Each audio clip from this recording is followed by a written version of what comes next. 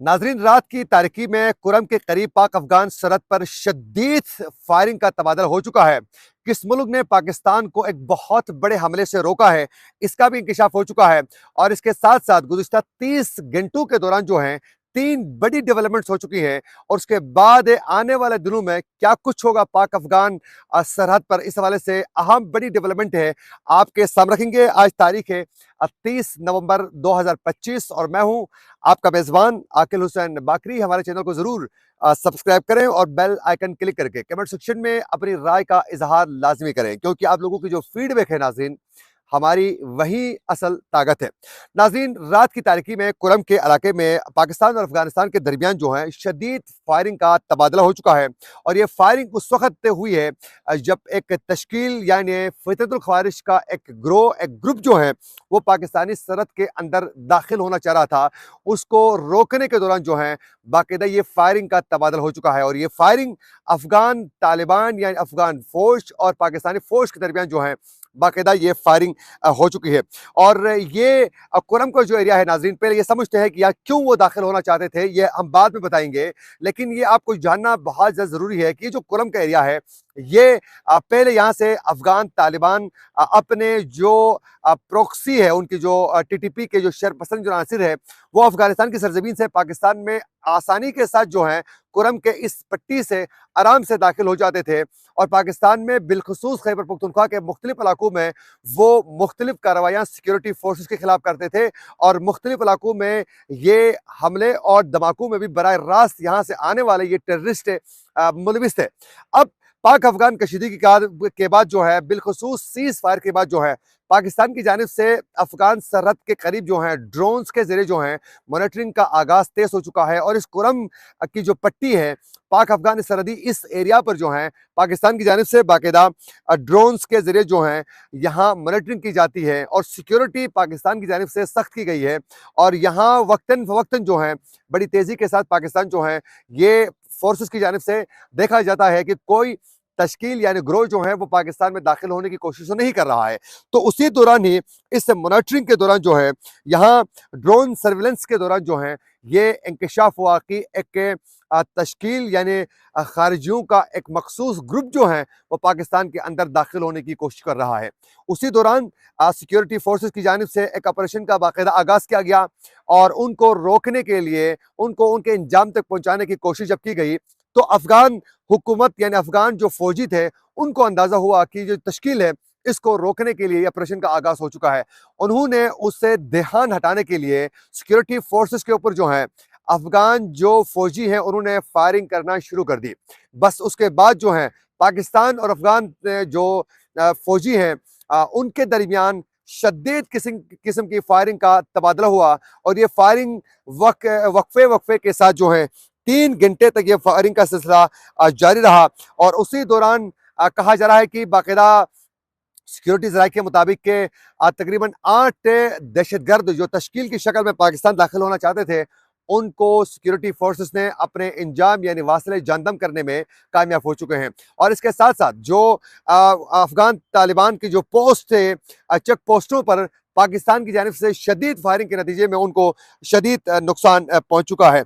अब इस एरिया में यानी जो कुरम का जो एरिया है इसमें बिलखसूस पाकिस्तान की सरहद के करीब भी टीटीपी के जो खवारिज हैं वो भी मौजूद हैं और दाइश के जो सरगना हैं वो भी इस पट्टी में बहुत ज़्यादा मौजूद हैं। तो इसकी वजह से इस एरिया पर अब कार्रवाई का सिलसिला जो है वो तेज हो चुका है। तो इनको पाकिस्तान के अंदर दाखिल होने की जो कोशिश थी उसको नाकाम बनाया गया। और इससे पहले भी सीज फायर यानी पाक अफगान सीज फायर के बाद जो है ये चौथी बार जो है इस तरह की तश्कीलों को इंटर करवाने की जो है खवारिश की कोशिशें रही हैं।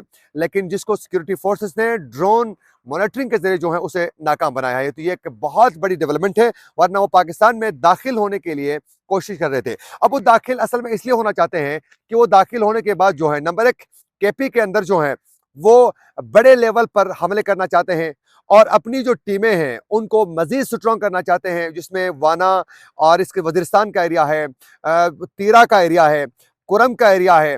ये उस एरिया में एक बार फिर दोबारा पहले की तरह थोड़ा ज़्यादा एक्टिव होना चाहते हैं। और लेकिन उसके साथ साथ वो अफगानिस्तान के अंदर पाकिस्तान की जानिब से होने वाली कार्रवाइयों के बदले के चक्कर में जो है वो जिस तरह वाना कैडेट कॉलेज में हमला कर चुके हैं, एफसी हेडक्वार्टर में जो हमला किया है उसका बदला लेने के लिए ये तश्कीलों को भेजा जाता है।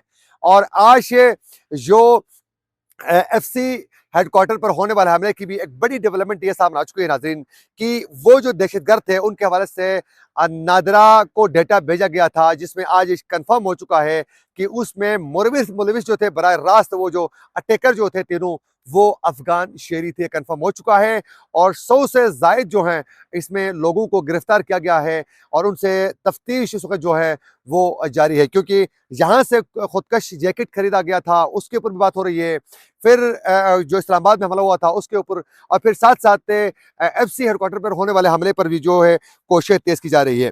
गुज़िश्ता रोज़ से अमीर खान मुत्तकी की जानिब से वज़ीर ख़ारजा पाकिस्तान इसहाक डार को यह कहा गया था कि हमने टीटीपी के कुछ लीडर्स को जो है हमने गिरफ्तार किया, कुछ अफराद को हमने गिरफ्तार किया है। ये अमीर खान मुत्तकी ने वज़ीर ख़ारजा इसहाक डार को कहा था। इसहाक डार का कहना है कि हमने अफसोस से पूछा कि कौन है जिनको आप लोगों ने गिरफ्तार किया है, किस लिए गिरफ्तार किया है। उनका कहना था कि वो उस तरीके से वाज़ेह नहीं कर सके, जिस पर पाकिस्तान यानी वज़ीर ख़ारजा ने वाज़ेह किया है कि आप जब तक क्लियर और साउंड तरीके से कार्रवाइयां अमल में नहीं लाएंगे, ये हमारे लिए किसी सूरत जो है वो काबिल कबूल नहीं होंगी। उसके साथ साथ वो कौन सा मुल्क था जिसने पाकिस्तान को कार्रवाई से रोका है, इस हवाले से वज़ीर ख़ारजा इसहाक डार ने यह इंकशाफ किया है कि कतर की जानिब से पाकिस्तान से ये रिक्वेस्ट की गई कि कोई ऐसी कार्रवाई पाकिस्तान नहीं करें अफगान तालिबान की सरजमीन के अंदर जिससे मजीद हालात कशीदा हो सकते हैं। उनका कहना था कि हमने कतर के कहने पर जो है पाकिस्तान की प्लानिंग थी अफगानिस्तान की सरजमीन के अंदर बहुत बड़े अटैक की, जिसको हमने रोका, लेकिन उसके बावजूद भी होने वाले उस मुज़ाकराती अमल में भी इस्तांबुल और दोहा में उन्होंने कतर की जो लीडरशिप थी उनको भी उन्होंने मायूस करवाया, रुसवा करवाया। लेकिन हम जो हैं आज भी ये कंप्रोमाइज़ करने के लिए तैयार नहीं है। और फिर साथ साथ ये भी कहा वज़ीर ख़ारजा ने कि पाकिस्तान चाहे तो अफगानिस्तान की सरजमीन के अंदर इंटर होकर जो है जो चाहे जिस तरह का चाहे पाकिस्तान जो है कार्रवाई कर सकता है, लेकिन हम ये नहीं चाहते हैं कि हम अपने हमसाया मुल्क के अंदर अटैक करें। और फिर ये भी कहा कि मुझ जैसा शख्स है जिसने पूरी कोशिश की कि इनके साथ मुज़ाकराती अमल को बेहतर बनाने की, लेकिन मैं खुद मायूस हो चुका हूँ और इसके बाद अब पाकिस्तान में वज़ीर आज़म और फील्ड मार्शल को ही मैं कुछ कहने के काबिल नहीं रहा हूँ, क्योंकि बारहा मेरे रिक्वेस्ट करने पर उन्होंने कहा कि आप मुज़ाकराती अमल को आगे बढ़ाएं, लेकिन ये यानी जो अफगान तालिबान है वो कोऑपरेट करने के लिए तैयार नहीं है। तो उन्होंने एक अंदिया दे चुके हैं नाजरीन।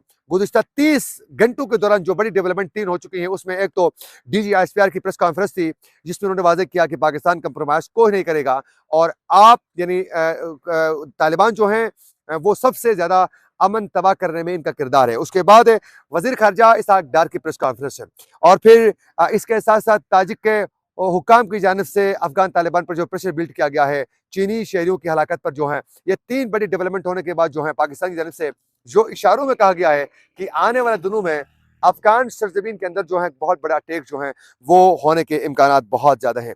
ये थी कुछ अपडेट्स जो हम आप तक पहुँचाना चाह रहे थे। इसी के साथ अपने मेज़बान आकिल हुसैन बाकरी को दीजिए इजाज़त। अल्लाह निगहबान।